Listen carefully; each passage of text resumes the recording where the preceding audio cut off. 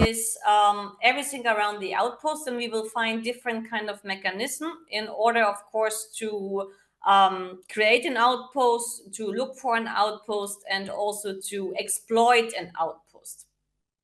So in this position, knight h5 was played. And before I want to explain anything, I just want to get an overview how you understand this position. So my question just is, for now, and then I will tell you how to find the solution and how to get there. What would you play now as the bishop on f4 is under attack? Where would you move it? Okay, fantastic. So I saw most of the answers, and I will explain a little bit. Since we know the topic, of course, things become much easier, because when we speak about an outpost or exploiting a strong square, it is crystal clear that we mean actually the square on d6.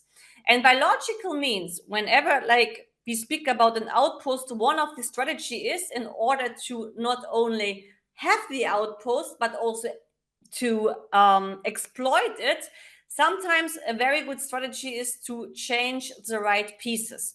And of course, before we get to the right move, and the majority of you actually found the right move easily here, I can also explain it how to get there by the logical way of explanation, because sometimes it really helps to just make a kind of evaluation of the position. For example, like how to evaluate the position, we look at the king safety first, then we look at the material or the structure. I mean, both is fine. And third, we look at the activity of pieces. King safety, we can say both kings are quite safe because it's an ending.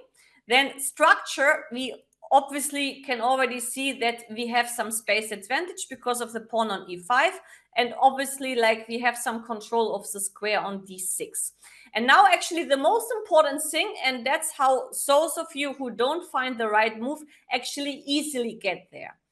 The activity of pieces. We don't have to compare both of the rooks because they are all passive, but it's very interesting here to compare all the minor pieces in the position.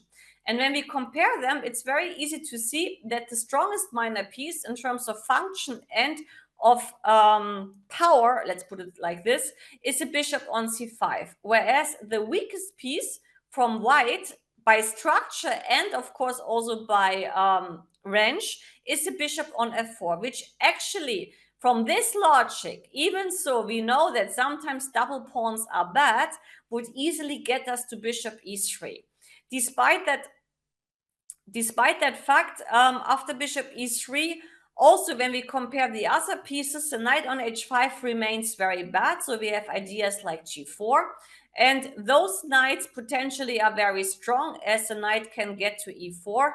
The bishop maybe is not that great yet, but even the bishop has some future because it can change the diagonal at some point to f3. So bishop e3 was played in the game, and majority of you have, of course, understood that. The problem, for example, about bishop g5 is that it actually helps black. Not only that we can try to exchange these pawns and then get the control of the d6 square back, also after the exchange, suddenly the knight has some extra squares. You can, of course, try to stop it, but after rook g8, we still have the option to get to knight to g7 if we need to. And also suddenly the power of the d6 square actually disappeared. That's why in the game, bishop e3 was played. Bishop d2, which was also suggested by some of you, on knight e2, they are less good because the bishop on d2 is just blocking the d file, so we can really use it for our rooks. So bishop e3 was played on the game, and actually it may not come to most of you as a surprise, as after bishop e3, the thing is that black didn't even take here. And I know that majority of you must have heard that double pawns are always weak, but double pawns also have two advantages, and we should never forget about that. One advantage is that a double pawn automatically creates open files. That's one advantage, and that's not a little one. And another advantage about double pawns, especially when they are centralized, is that they actually control important squares. So the kind of standard way how you were taught chess as a beginner, that double pawns are always weak, That is not true entirely. They might be weak later in the ending, especially in rook endings. Sorry, when the rook gets to c5. But in general, we cannot say that double pawns are always weak. And you may be surprised that in the game, actually, Black didn't take on e3 because he understood that after opening the f file, the f7 pawn, in addition to the knight on d6 square, will get weaker. So Black actually played the move rook a c8. Now I think everybody understood what is the idea. We see, of course, a kind of opposition, and in these kind of ways we have to be careful and always put our alarm system on. My question is, how would you solve it? The issue about the threat bishop takes c3. What would be the most natural way to solve it? Okay, we will discuss, of course.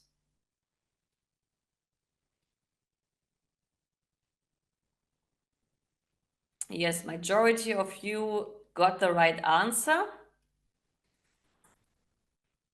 Okay, very good. So let me explain to you. When we speak about defense, and you will understand that I'm a big fan of rules, because rules actually often help to get in the right direction. When we speak about defense, and obviously like bishop takes e3 is a threat, the first thing we always look for, and some of you wrote this to me, is the active form of defense. So active means counterattack. And we have like here two ways of counterattack, because some of you said that the move g4 actually here would be a typical counterattack, but unfortunately, I mean, that is the worst piece in this position. And after bishop takes e3, for example, like f takes e3, Black is able to take on c4, and that would be not great, because suddenly like Black gets rid of his worst piece, plus also like our king is a little bit exposed, and that would be, of course, a huge plus for our opponent.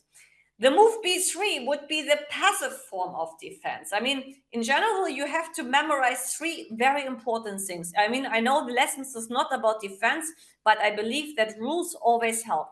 So when we speak about defense, active defense is the first thing we always look for. The next step is exchanging the attackers. But here, of course, that is the attacker. We cannot exchange it, so there's no point to even discuss it. And the third one is a passive defense. And passive defense would be a move like b3. We solve the problem, but we give the right to our opponent to do something he or she likes. And that's something which is sad, because especially here, and the majority of you, of course, already suggested the move with bishop e2, we active defend against the threat, and we attack this guy on h5. So that is always, if we have it in the position, the preferred way of defending. After bishop e2, g6 was played.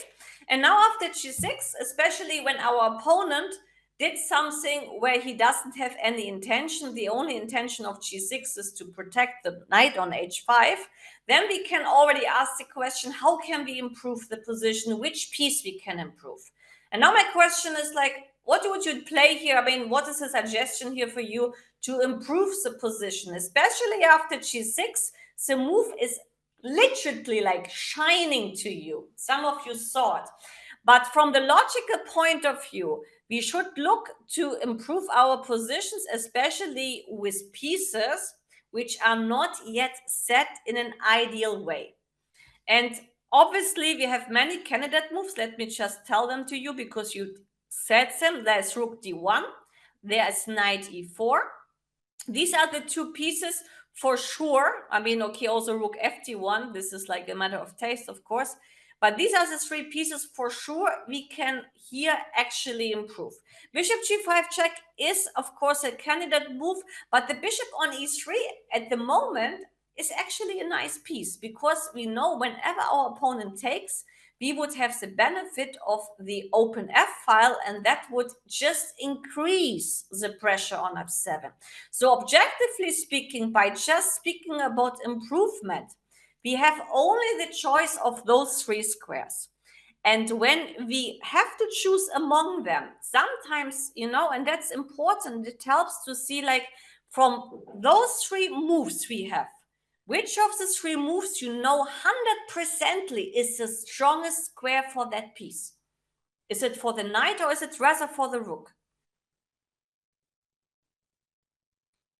Yes, I think you got it, because the thing is, like, when I speak about the strongest square for that piece, it must be the e4 square. When I speak about the strongest square for the rook, we can actually discuss, maybe it is rook ac1, maybe it's rook ft1, it could maybe also be rook fc1. It's not 100% sure yet. But with knight e4, we are absolutely sure this is the ideal square. And when you have a choice of different candidate moves, and they are all improving the position, I would, in usual cases, choose that piece where I'm 100% sure that is a perfect square. Because for the rooks, there is still, of course, we don't know yet. Maybe the rook will be cool here once our opponent takes. So we don't necessarily know whether the rook is good on d1. And for this rook, we don't know. Maybe it has to protect here. Maybe c1 is a good file too. And that's why actually knight e4 was played. Also, of course, it increases the pressure on the d6 square and also looks for the f6 square. In the game now, since the pressure is too the game is of Boleslavsky against Mislov. It's an older game, but I'm a big fan of classics, because especially in older games, we will learn a lot of, like, classical strategical motives. In newer games, actually, the problem is it becomes much more concrete. The lines become much more forced, and it's not so much anymore in comparison to the older games. I really love to actually study older games because they teach me a lot. So, okay, knight e4 was played in the game, and now black, of course, he cannot really take on b4, because if he takes on b4, we easily win a pawn. How would we win a pawn? Who can tell me that? Yes, very good, Sanwai. Knight takes a7 actually also wins a pawn. You're absolutely correct. Many moves. And also like to take here to play bishop g5 and knight f6. So since here black would plunder many pawns, he decided to take. There's not much of a choice. And now he plays rook c2. And now again, we are in a situation where we have to defend. And again, before we look at any kind of protective moves, again, we look, do we have any move of a counterattack? And sometimes it helps, to look at, like, the position of our opponent, what is unprotected in our opponent's camp, what is maybe semi-protected, which means one time attacked, one time protected, and then automatically we get much more candidate moves.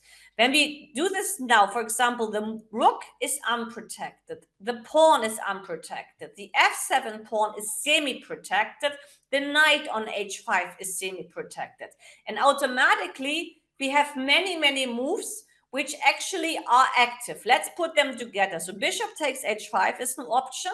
Knight bd6, correct, is an option. Knight c3 would be the passive defense, so I will skip that. Yes, knight g5 is an option, good. And knight e4 is an option. These are the candidate moves which fit to the rule of active defense. But now let's discuss them in a kind of structured way. The thing about bishop takes h5, which looks at the first glance like the easiest option. Who can tell me what is maybe the drawback of bishop takes h5? What could be like a little bit painful when we discuss this move? I mean, painful in a kind of upsetting way. Who can tell me why bishop takes h5 is not ideal? Yes, opening the G file could be one thing, but especially, I will get to all the answers, don't worry. We will discuss all. The G file opens up, but let's look at the two pieces. What is the future of the H5 piece?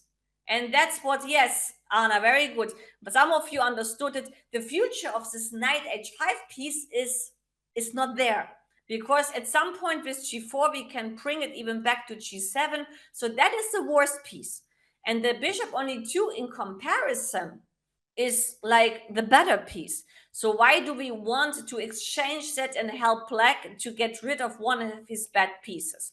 And now again, we look at the other moves. 94 is an option, but the thing is, like, it doesn't really do much because our opponent can take. So, and majority of you understood already, the second question I always ask after my opponent tells me what he wants to take here is which piece I can improve, and can I actually prevent the idea of my opponent. So knight bd6 was suggested by most of you, very, very good.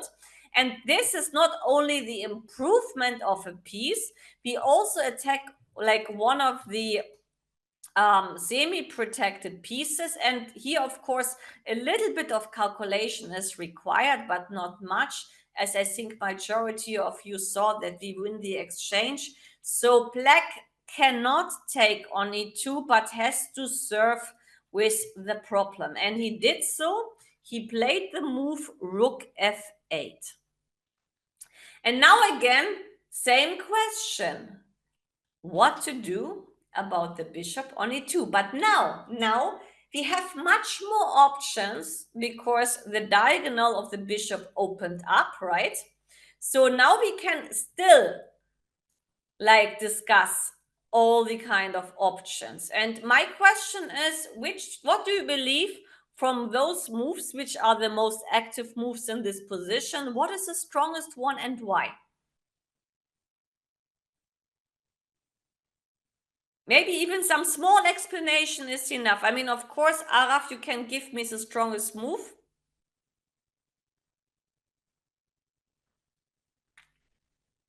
I will later try to put some of these positions in puzzles if you want. If you want to do the puzzles so badly, I will try. Okay, let's make the following. So bishop takes h5, we already discussed. It's not great because that knight is bad and this bishop is better.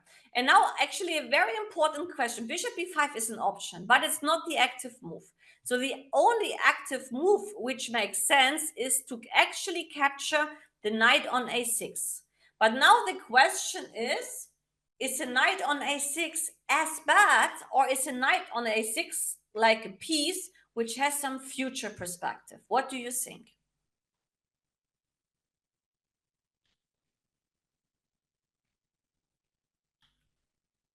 What do you think? Does it have, yes, a double pawns, Araf, this is true, but what could be the future of that knight? Yes, Kevin, it has. The knight has a future, and the knight has not a bad future, because the knight could potentially exchange one of my biggest trump cards in this position.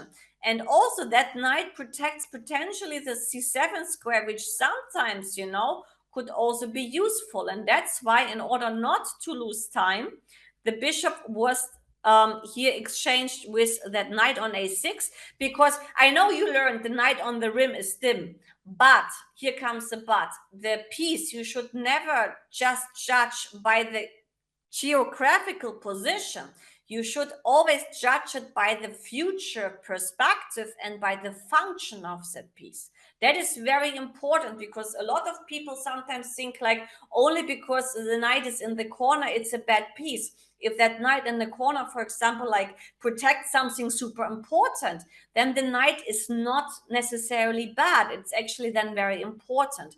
And the knight on a6 is just, in my opinion, not an unimportant piece, because it actually really does some jobs. It could get to c5 and it protects c7 square. So after bishop takes a6, b takes a6, white played the move g4, and here's the last chance of black which was not done in the game, which is actually a little bit strange for Smyslov, but I think the reason is that he understood that he was lost anyway. the best chance is, and this is again about active defense, is here after g4 not to play knight g7. It was played in the game, but the most effective way would be to play f5. But even here, the position is very bad after the exchange of pieces and the rook gets to f7. But at least, at least black could still try to play. In the game, however, Smyslov decided for the passive defense knight g7. Next move, what could be a next powerful move with this threat?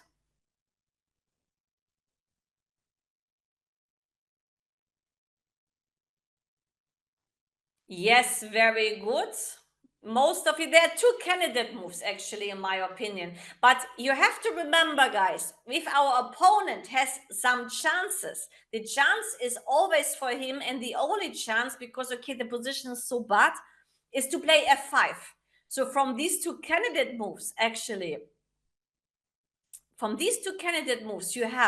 you have to think wisely which move to choose in order to limit the counterplay of my opponent. So I have knight f6 and knight g5 basically doing something like the same, because attacking all these weaknesses, but one actually again allows stuff like f5. It's not the end of the world, because white is anyway better, but taking on h7 could lead to counterplay.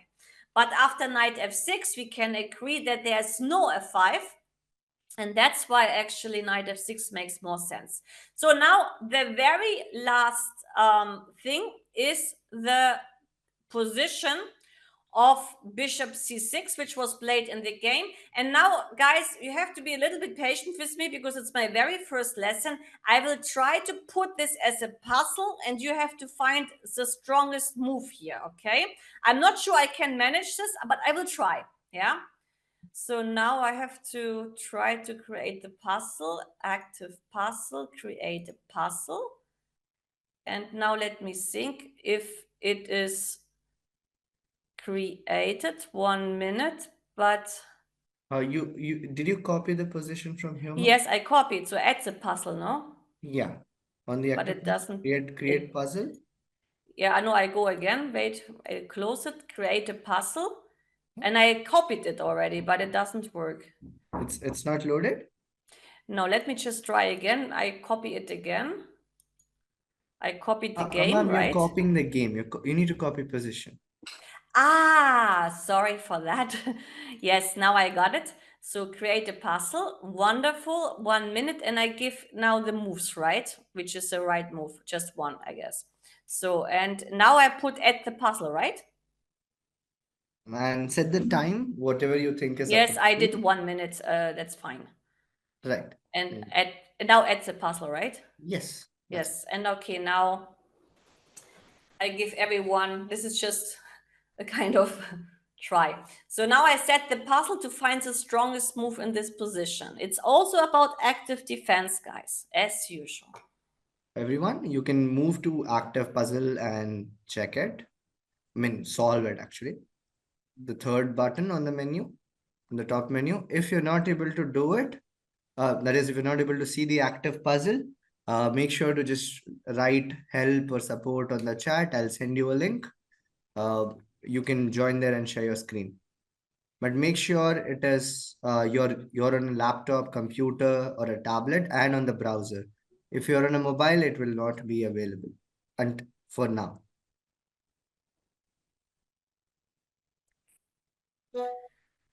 So I'm also curious how you will do, because it's not so easy, but it's also solvable in my opinion. So, okay. So the puzzle time has experience. Go to screen. And now can I see the solutions? No.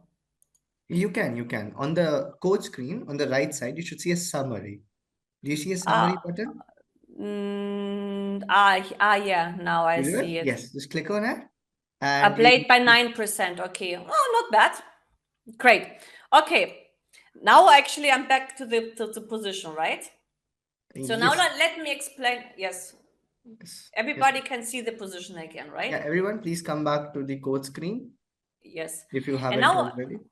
yes, and now I will explain you how to find the right solution. We're looking for an active move, right? And active moves, not so many, because, okay, of course, bishop rook g2 check is a sort of threat. Obviously, like e4 would solve the threat. Also, rook f2 would solve the threat, but rook f2 is a second category, which is the exchange of attackers. But in order to find an active solution, right, and rook g2 is also like a bad threat, it sometimes helps to look at the tactical weaknesses of our opponent. And we discussed already that unprotected pieces are, of course, like tactical weaknesses. But despite unprotected pieces, also coordinational weaknesses might be actually like some technical weaknesses, which could be interesting for us. And the only coordinational weakness here in Black's position is that the rook on c2 and the bishop on c6 are on the same file. And when there are many pieces on the same file, row or diagonal, it often hints to a pin or kind of motifs of double attacks, pins, or skewers. And that's why when we look at this weakness, now everyone, because only 9% actually here solved the issue. When we want to exploit it, it gets us immediately to the fact that it can only be one of these two moves, because once the rook would move, even giving a check, the bishop on c6 would be under attack. That's why we can say that the exchange offer, which is usually the second category, automatically is also the active defense, because once we are on c1, we indirectly attacks the c6 bishop. Obviously, it requires some calculation, and obviously we have to choose the right move, and rook fc1 makes more sense because we get the square on f1, which is important. So the only thing we have to calculate, and I think some of you did that the exchange here is not really an issue, because eventually the white's king will be mated. So, but to find the move rook fc1, think about like how to find candidate moves. And sometimes when the move doesn't get to you by intuition, and usually like we decide most of our choices by intuition, then look at what is unprotected in the opponent's camp, what is semi-protected, and what could be a coordinational weaknesses, which means many pieces in the same row, file, or diagonal. We would move on now to the next example. And the next example, actually, in my opinion, is easy, but still it is a little bit connected to the previous example from the motif. But question to everyone, what would you play here? Which kind of plan would you follow? And then, of course, I will explain.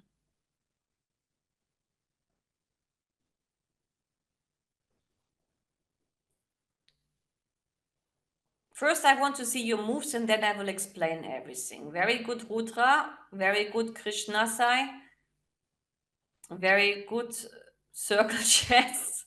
Yes, very good. Okay, I think this is still an easy one, and we will not have spent long time here. I trust me, the positions become harder.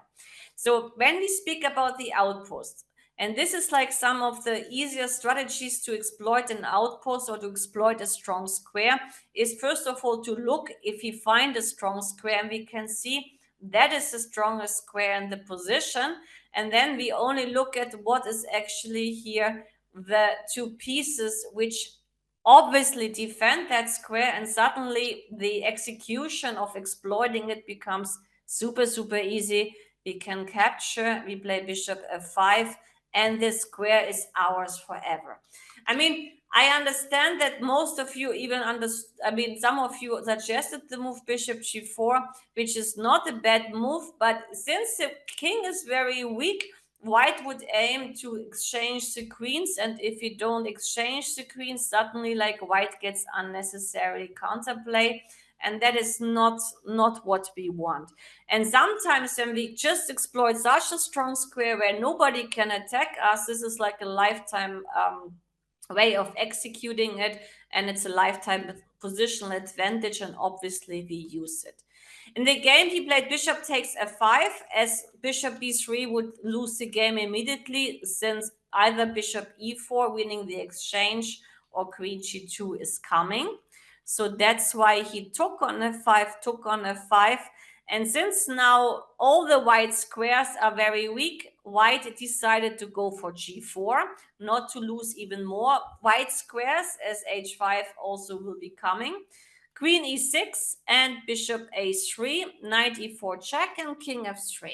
And here we have actually quite some choices. And from the general point of view, the position is just lost. The game is between Makagonov, Botvinnik, and Botvinnik, of course, everybody knows. Makagonov, I'm not sure everyone knows, but the game is from the 1940s, and Makagonov is also probably like a good player from the Soviet Union. Very good majority thought. I mean, of course, we can long castle here, but it's much better to activate our pieces. Our opponent doesn't have any kind of moves which disturb us, and in order to activate more attackers, currently we have 2 attackers. White has like more or less, let's say, 1 to 2 defenders. We can just install our rook here by playing h5, and obviously he cannot move, as queen h3 and queen g2 and knight f2 would win the queen. So for this reason he played in the game h3. And now let me ask you something. Do you know any rules about how to deal with attention? You know, like you will see that again, I'm coming with rules, but rules are always very good. When do we release attention and when it is good to keep attention? Do you know anything about it? Because this is important sometimes to take the decision whether you release attention or whether you better keep the tension. So I guess you don't hear of that before, but there are 3 rules. I will even write it to you because it's important in general to know these 3 rules. So you actually release attention, A, when you don't have a choice.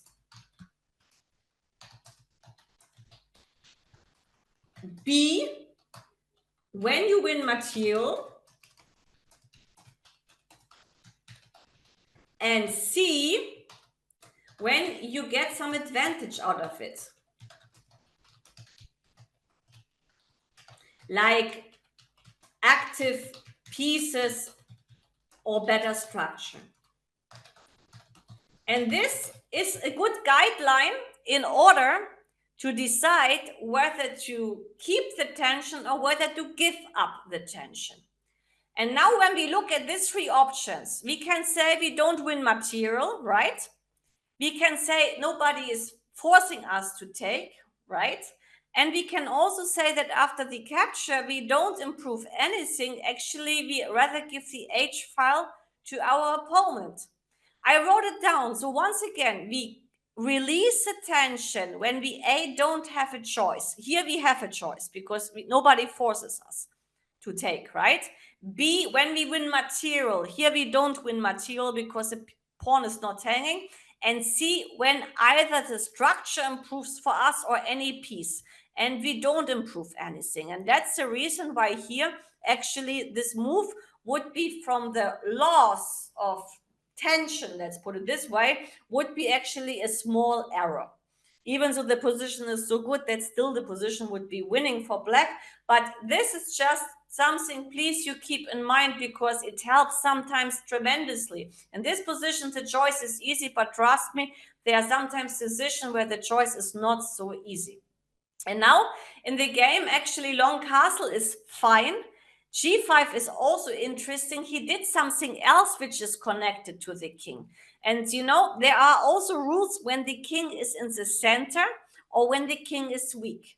And the 2 rules are, when the king is in the center, you open the files around the kings. So this means we can speak about those 3 files which are around the king, right?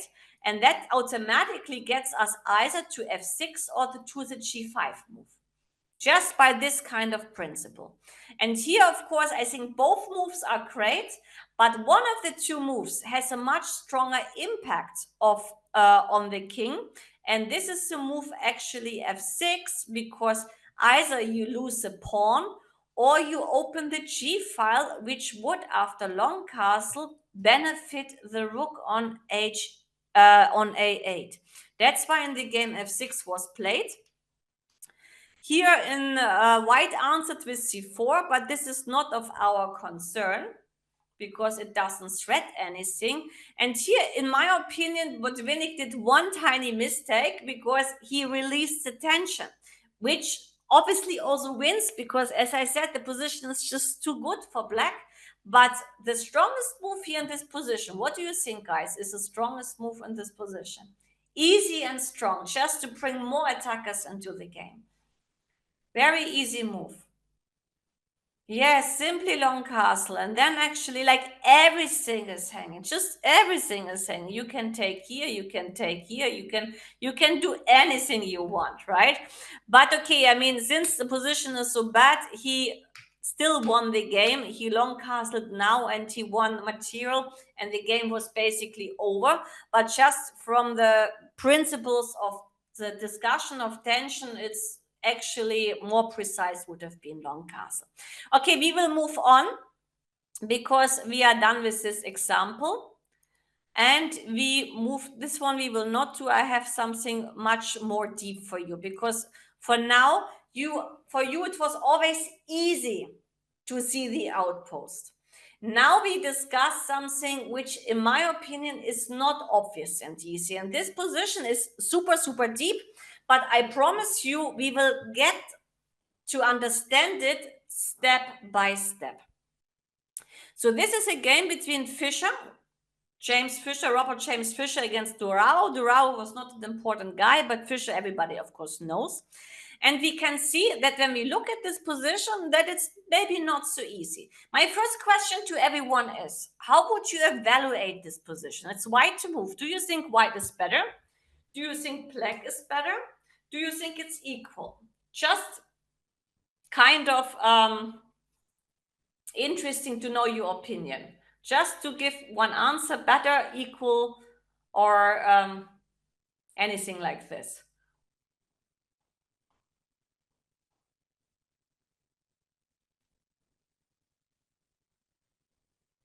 Okay, I get many interesting answers, and I will tell you how we will do this in order to understand it.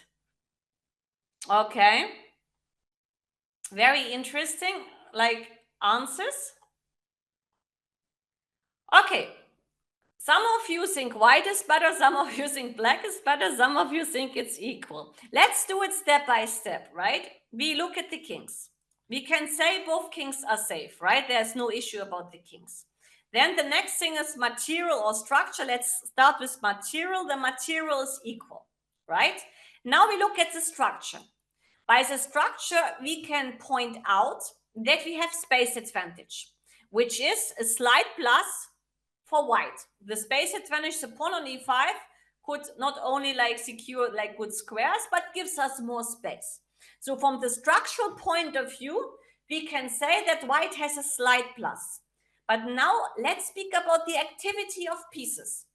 And when we speak about the activity of pieces, we can say actually it looks to me like, when you look at this, that by the activity of pieces, black should be better, because at the moment black has the better pieces. So that kind of, equalizes with the pawn on e5 benefit which white has. And those of you who said the position is equal, they're actually right. The position is equal, but the depth of this position is something which is not easy to understand. And since black, and this was Dorao, didn't understand the position too well, we will get to that, I can tell you that white eventually won. But now let's do it step by step. So we know our benefit is the pawn on e5. We know the disadvantage is the passiveness of pieces, and also the bishop on d3, which gets us to the very first candidate move, to exchange this. But before we get to the exchanging of that guy, we have to speak about the outpost, because obviously these are the two squares which actually are interesting for me. And in order to exploit those two squares, we have to discuss how we get the knight to one of these two squares. And then we like compare knight c4 with knight e4. And this we have to. Who can tell me which would be the ideal square of that knight? Would it be rather e4 or c4, and why? Because, guys, you have to take into account, can we actually so easily place our knight to e4 without having a disadvantage? That's important, because otherwise you can just give me any of these two moves and we say like, you know, it's fine. But knight e4, exactly, it's not so easy, because we can never really play knight e4 in an easy way because of the pawn on e5, right? So let's agree that for us, ideal is to bring the knight to c4, and especially if we can, to have it there for a lifetime. That is what we want. Now, since everyone was shouting out for the move bishop f1, the question is, after the exchange, will that square belong to us? Yes or no? Or what would black do in order to tell us, no, you will never get the square? What are the options? And think carefully, guys. Even if you stop me for one moment, that's not enough. You have to stop me a lifetime. And b5, do you really stop me a lifetime from knight c4? Do you really do that? Exactly, Sankalpa. You don't do that, because we have a 4 move. And then the square will be back to my possession. So, question to you, what should black do here instead? Black has some time, and black should be clever. And what would be the clever move here to stop me to get knight c4? Exactly, Advik, exactly, Sunitra. Suddenly we get very close to this. Of course, black will play a4 first. And after a4, once we get the knight there, it will be taken out. And on d6, it's never safe, as we have such motives. So we understand that the obvious move in order to fight for the square on c4, like bishop f1, will fail to the capture, and now to the move a4. And that's something which is like something which is upsetting, because that square is not in our possession anymore. And applying to this logic, what do you think is the strongest move here for white to start with? Yes, exactly. And that's why Fischer started with a4. But, and here comes the but, still a4 with the idea of bishop f1 and knight c4, right? Which, if we get this, everything is fantastic and we would like dream, has a drawback. But Fischer understood that, I mean, I'm sure that Fischer understood that drawback of the move a4. We will find it out together, I promise. But he couldn't handle it all, because he had to take into account that the opponent also understands something. But before we get to this, let me flip the board. Those of you who play the French and also who have experience in the Fischer attack system, because this is like the Fischer attack which you can get e4, e6, d3, d5, knight d2, and so on, and you get this kind of King's Indian attack, or Fischer attack it's called, exactly. And in this Fischer attack, there is a kind of positional pattern which usually black players knows. And since the threat bishop f1 and knight c4 is in the air, and if this happens, we are positionally lost, because white would own the queen side, white would own the center. We have to do something now, and we have to do something dynamic before it's over. And here, let's think logical. How to find dynamic if our opponent attacks us on the queen side or on the wing? It's not a typical attack, I agree, because we don't speak about tactics, but still it's a kind of positional threat. We have to counterattack either in the center or on the other wing. And the biggest problem for us is the pawn on e5. Let's think logical. This pawn is protected by two pieces. can we try to untangle one of these two pieces in order to get the pawn on e5? What are the options? f6 is not ideal because after the capture, the pawn structure is bad. But yes, there is this move, and this is a fantastic move. It's g5. And this is typical in the French defense. It often happens in the King's Indian attack and the French defense with h6, g5 motifs. Usually the king is in the center or with long castle there. But here, actually, g5 is the only saving move in order to get stability or compensation back in the center. If you play h3, it doesn't matter, because what would we do here with black? What is here the easiest answer? We would just play exactly h5, and then g4 can't be stopped. You cannot play g4 yourself because the f4 square is too bad. And g5, of course, would be the way to equalize again, because we counter strike on the other wing. Basically, like probably white has to play like this. Doesn't matter if he takes immediately or plays h3. And this position, let's say, is still kind of equalish and double-edged. But the thing is like that Durao, the opponent of Fischer, didn't understand that. And Fischer understood it. So Fischer had two choices, right? Fischer could have said, like, I play h4 to stop g5, with a risk that the opponent understands the other issue and plays a4. Or he says, I play this and hope my opponent understands nothing and he will not find g5. But it was clear to Fischer he couldn't solve both problems. Now comes the psychology, and the psychology is very interesting because depending, of course, if you play a grandmaster or if you play a hobby player or a club player, right? It is like, in a way, more attractive from the psychological way to play a4. And why? Because black at some point played the move rook a7. And the idea was to play rook d7 and to double on the d file. After a4, psychologically, you give your opponent the kind of idea that the rook on a7 has done its job. So you invite him.